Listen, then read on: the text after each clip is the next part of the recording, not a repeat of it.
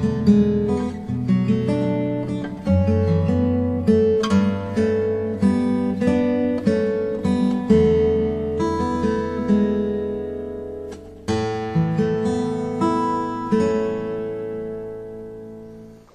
and welcome to Everyday Success with Doug Jones. I'm Doug Jones. And you know, if you tuned in last week, I got pretty passionate. Normally I have a guest on the show, and I have guests who have achieved some exciting things in life. One time I had my brother, who was Policeman of the Year in Fremont. I've had artists, I've had magicians, I've had musicians, all kinds of business people, all kinds of successful people. Then sometimes we just talk to people about their goals and how to create success, how to be successful. Then last week, I just kind of rambled, and I'm going to do the same thing again this week because I got excited. I got excited because I'm seeing people not reach their goals. And I think if I had a prayer in this show, I would pray that I would be better and that I would help people reach their goals and that I would touch somebody's heart and really show them how to go and do something, how to be successful. And, you know, if you missed last week's show, I think it was pretty good. So, you know, if you give me a call, I will be glad to get you a copy of that DVD, and I'll get it to you. But I want to jump in this week into a class I took, and it's dated, this is November 1981. The reason I say this is because I've got a homework assignment in my hand that was dated, well, December 13th, 1981. And this was an exciting assignment for me because I've done this 3 times since then. This assignment, I was studying under a fellow named Dr. Robert Scott, and I was studying over here at the Institute of Religious Science on Clark Street in San Jose. And Dr. Scott was the last private student of a fellow named Ernest Holmes, who wrote the Science of Mind textbook. And we had an assignment, and I had moved back up to San Jose from Newport Beach area, and I left the company I was working for as an executive, come back up here, gotten fired from the new company, and went back to my old company at a much lower level. And I was not real happy. I was real miserable, as a matter of fact, about my job, about my success, about everything. And I had a project. And here's what the assignment says. Think about your project and bathe it with the highest and best, the richest blessing in the universe. So we were to talk about our project, and we were to write what our project was. And it says, I desire a job that will give me a lot of responsibility, a job that pays me very well, excellent benefits, a job that lets me utilize my experience in management, real estate, and finance. I desire a job where my ideas are respected and a job where I have excellent rapport with my management. So what Dr. Scott had us do, we took a piece of paper, and I'm not going to show it, but we have 20 lines. And he had us on this project use the word I believe. And we wrote it in present tense. A lot of people say write affirmations in present tense. And he had us write about what we were creating. Now remember, I'm creating a job. And I wrote, I believe I have a job that I'm excited about. I think most of us want a job that we're excited about. I believe I have a job that's valuable to the community and society. Again, that's something I wanted. I believe I have a job that pays an excellent salary. I believe I have a job where I can earn excellent bonuses. Okay? I believe I have a job with a company car and expense account. I'm just going to skip down to some of these. I believe this job now exists, and I'm led to it quickly. I believe I have a job that graduates to greater potential. I believe I have a job that has a very high degree of professional environment. So I wrote 20 things here. And then Dr. Scott had us name, we do an affirmation, and my affirmation overall was, I love my job. That was my affirmation. Now think about this. I'm going to a job every day that I didn't really like, and my affirmation is, I love my job. And I was to read these affirmations every day, to read these affirmations and to think about them and to visualize this job. Well, so, you know, we did the assignment, the homework. We had to keep a copy of all our homework assignments, and here's mine from 1981. So I did the assignment, turned it in, and I was doing the affirmations every day. I love my job. You know, I'm excited about my job. I have a job where I have a company car, all of these things. And one day in my office, the telephone rings, and a fellow by the name of Dale Biaggi, He says, hey, I'm Dale Biaggi from U.S. National Bank, and we've heard about you, and we would like you to consider going to work for us. And, now I think about this. I've been doing this affirmation now about 3 weeks. I'm thinking, I love my job. I love my job. I love my job. I have a great job. I'm getting excited, right? Well, so Dale says, hey, we have this. We'd like to talk to you. And I said, Dale, thanks for calling, but I love my job. And I hung up. And as soon as I hung up, I thought, oh, my gosh, what did I just do? So anyway, thank goodness Dale called back. He says, look, why don't you just meet with us anyway? So I've always had a sidekick, an assistant who will help me. So I said, I'll tell you what, I'll meet with you if you'll also interview my assistant, whose name at the time was Mary, if you'll meet with Mary also. And we met at Carol's over in San Jose on Saratoga Avenue. So what I did is we met over there, and Dale hired us both. And most of the things on this page actually came true. And I stayed with that job for a couple of years. And I really did like that job. And then what happened was deregulation of banking came in, and this company moved up to Northwest. They moved to Washington, Oregon, and Alaska. They invited me to move up there, but I decided not to. And then I moved on. But I did like that job the entire time. My wife had left her job. She was not happy at her job. And so I had her do the same process, 20 times. There's no magic in the number 20. But I think what happens is if you write something down 20 times and you start seeing it, because really if you describe something, even if I describe a book, with 20 different sentences, that darn book is going to get, if I describe it in 20 sentences, you're going to start seeing that book, because I'll say the book is yellow, the book has this kind of wording, the book has everything. So you start seeing it, and then once you can see, they say that once the mind can conceive and believe anything, it can achieve it. So, achieve, see it and believe it, and you can achieve it. So as time goes by, what happened was, years go by, and I known this exercise, but didn't use it all the time. One time I was teaching a sales class over in Campbell. And I'm teaching a sales class, and I'll never forget this sales class, because this sales class, I love the people. I had 14 students. Of those 14, 4 of them had PhDs. It was a real educated sales class. And they were doing other things. They were engineers, and one was a psychologist, and they were just a real sharp class. But I said, okay, guys, I want you to visualize something you want to create. And for some reason, they just all went blank, and they were stumped. And so I said, okay, here's what we'll do. I'll do it for you. I said, I'm going to visualize something. We'll write it down. So what we wrote down was a Hawaii condo. I said, okay, I have this beautiful 2-bedroom, 2-bath condo in Hawaii. It's this close to the ocean. It's it's new. I can make the payments on it. I have the money for the down payment. I have nice tenants. I described this condo perfectly, and they pitched in and they helped me. So we're all describing this condominium in Hawaii. Well, I did it as a class exercise, and I wrote 20, maybe 25 things about this brand new condo. I really didn't think about it. I did not think about it at all beyond that. Then lo and behold, my wife went to Hawaii, and guess what we did? We ended up buying a condo that was exactly what I had written on the paper. So, you think about Jules Verne. Jules Verne wrote 20,000 Leagues Under the Sea. He wrote that before the submarine. He wrote about a voyage to the moon. And in that voyage to the moon, if you look in his book, it was within 5 miles of leaving where we sent our first voyage to the moon, left from. Same area. The rocket ship was the same size. So Jules Verne maybe saw something in the future. Who knows? But the point is, once it gets into consciousness, it kind of exists. And that condo was created by me. My mind. As I said in last week's show, I'm a mortgage broker, and our business has been on the side of horrible this year. It's been not only horrible, it's been in the news, it's been negative, there's been a lot of problems. Well, I'm a commissioned salesperson. So I did the same thing. I said, I've got to bring some income in, and I did exactly the same thing. I took this page called How to Create Belief. I've got 20 affirmations here.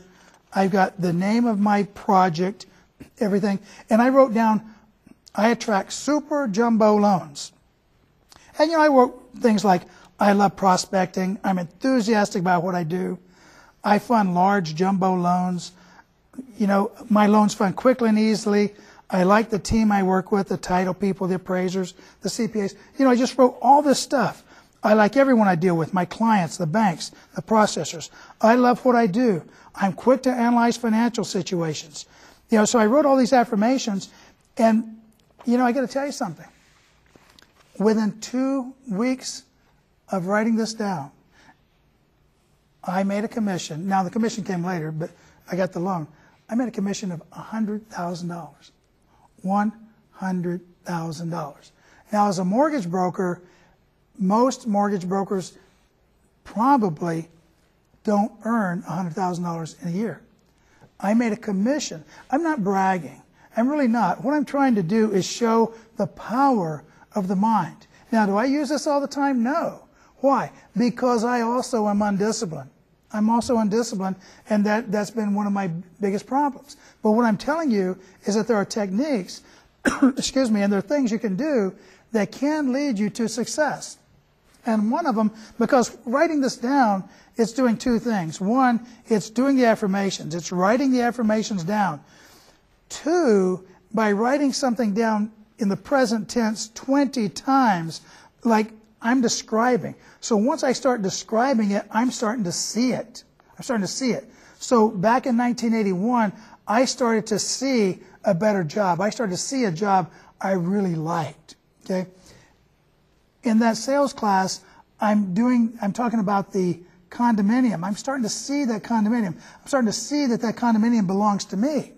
Okay? And then on the super jumbo loans, I'm starting to see that things will be referred to me. They'll be referred to me.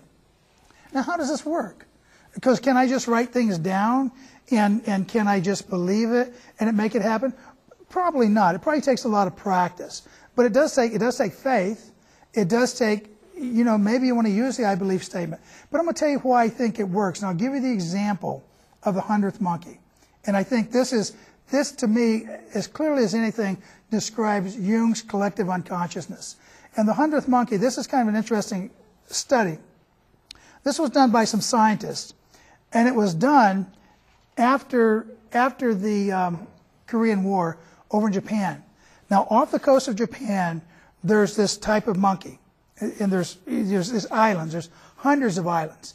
And this little bitty monkey, and the scientists fed these monkeys sweet potatoes.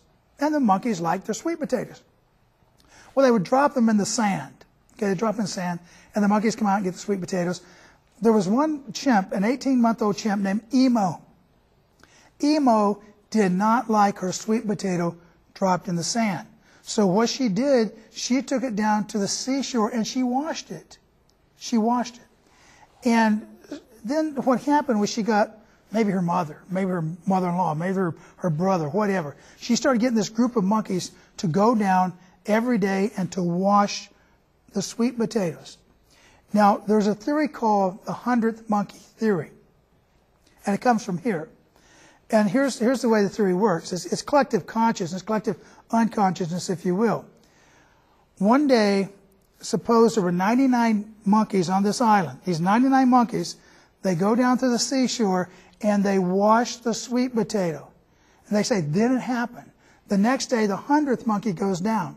Well, what's interesting is then, not only does the 100th monkey go down, but almost all the monkeys on all the islands went down and washed their sweet potatoes. Now think of that.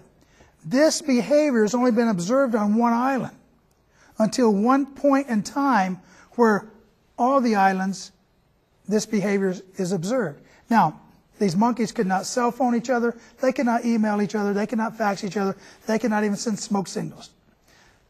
I believe that there's a consciousness below the consciousness, below the awareness level.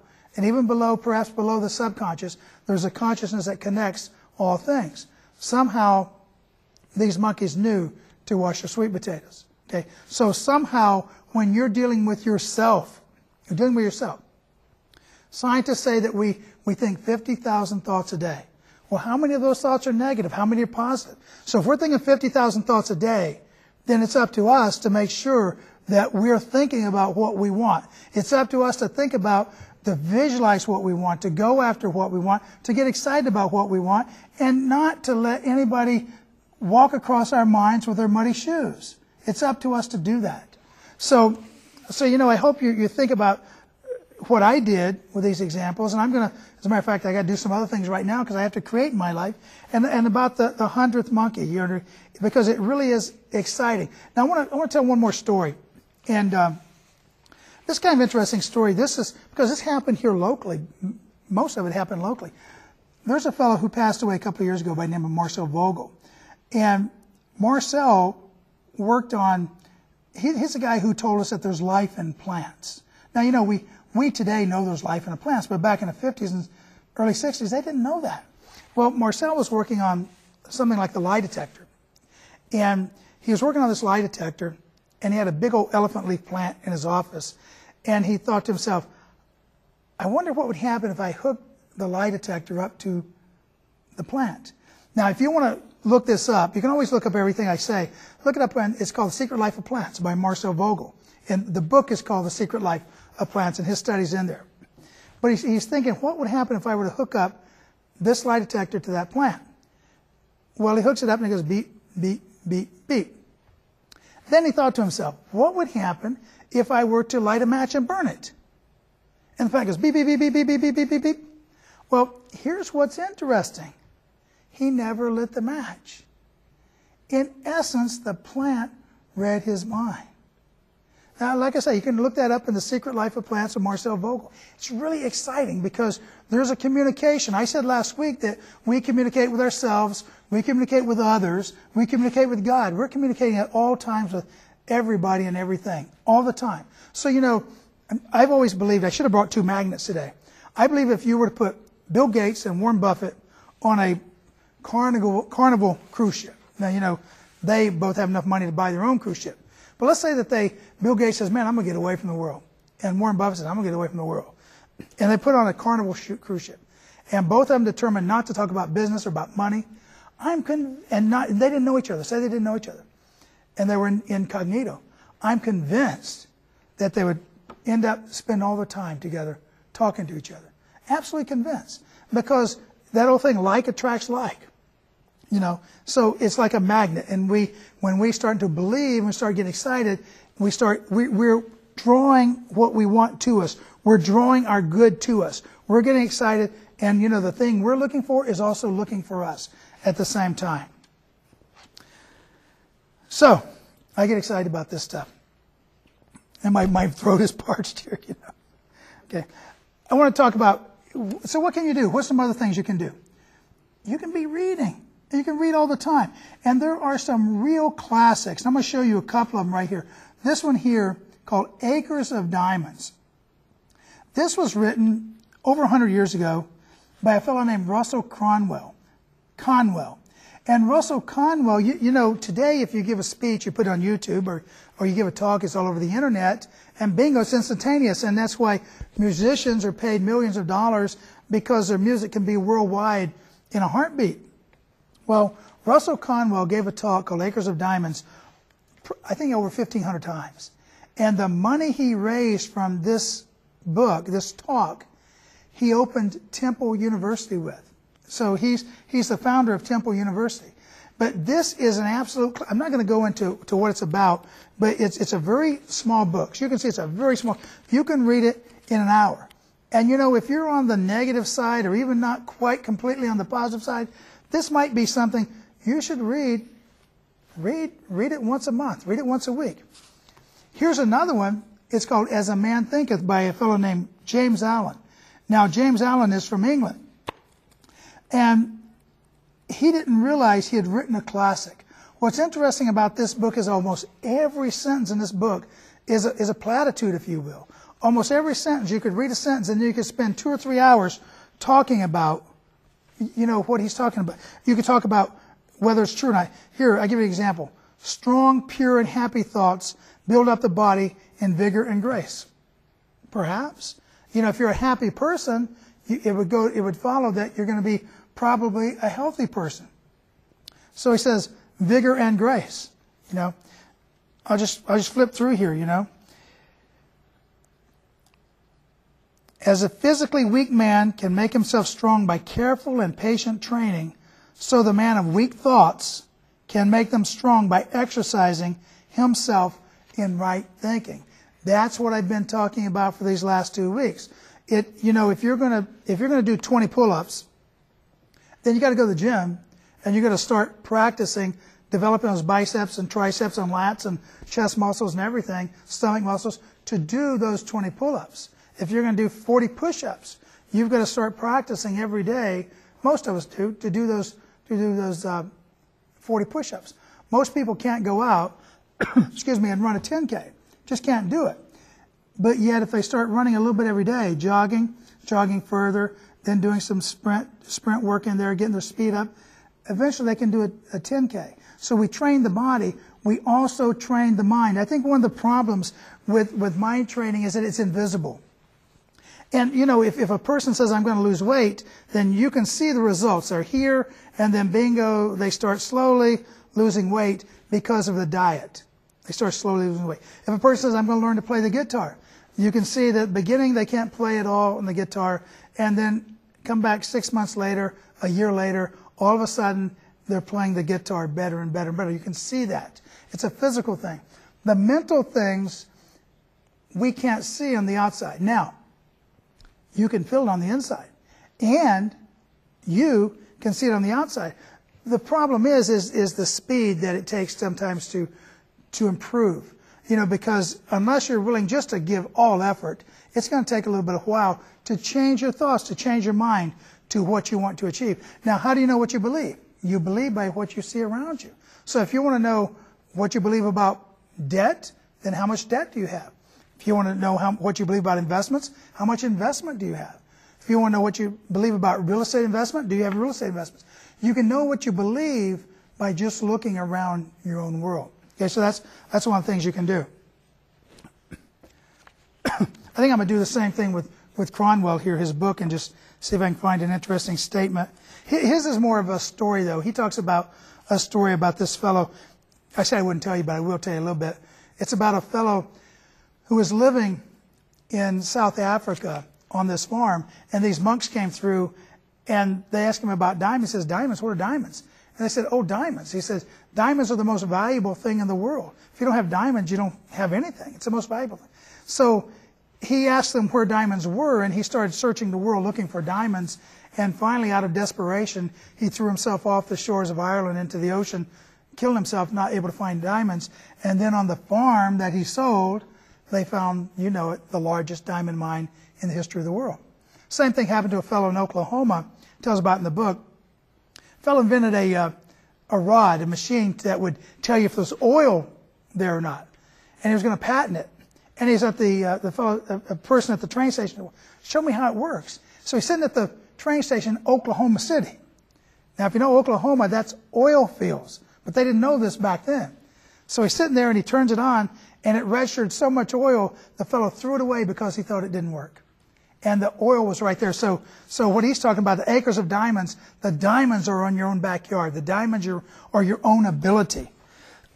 Here's another one. Wonderful book. Think and Grow Rich. And you know, I was at a seminar one time. There were about 500 people. And the fellow says, how many people have read Think and Grow Rich? 500 hands went up. Then he goes, how many people have done everything it says in the books? No hands went up.